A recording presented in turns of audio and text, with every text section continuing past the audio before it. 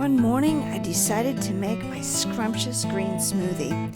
I had my expensive blender, and it was having a hard time. It was wobbly, it was smoking, and it was angry at me. I shut it off, and I put an out-of-order sign on it. It had a lifetime warranty on the motor, so I figured I'd have to ship it back to the factory.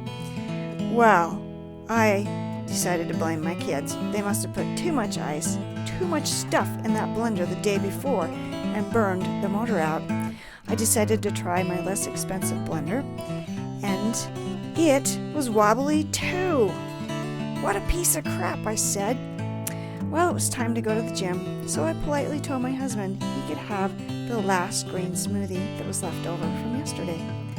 They came back from the gym and hoped that someone would have taken care of my mess, but it was still there. Okay, let me try to salvage the water and the greens by freezing them. As I poured it out, the collards seemed strangely stuck to the blender blades.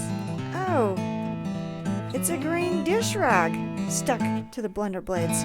Evidently, when I was chopping up the collards on the cutting board, the green dish rag was right next to the collards, and I grabbed the whole bunch of stuff and threw it in my blender.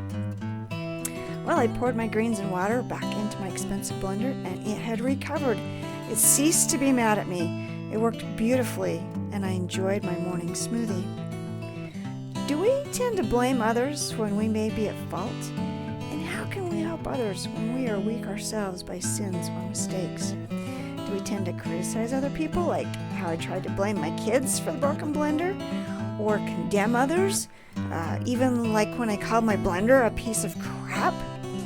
To let go of perfectionism and the tendency to blame and to criticize others, we must be willing to take responsibility and own our own mistakes. You may have heard of the scripture that talks about removing the mote out of your brother's eye. The mote is a small piece, a tiny particle, but we often have a huge beam in our own eye. So when we remove that huge beam, or the green dish rag, we can clearly see how to help others, and they won't get smoking angry at us like my blender did, and we can help them have a better and more clear vision too.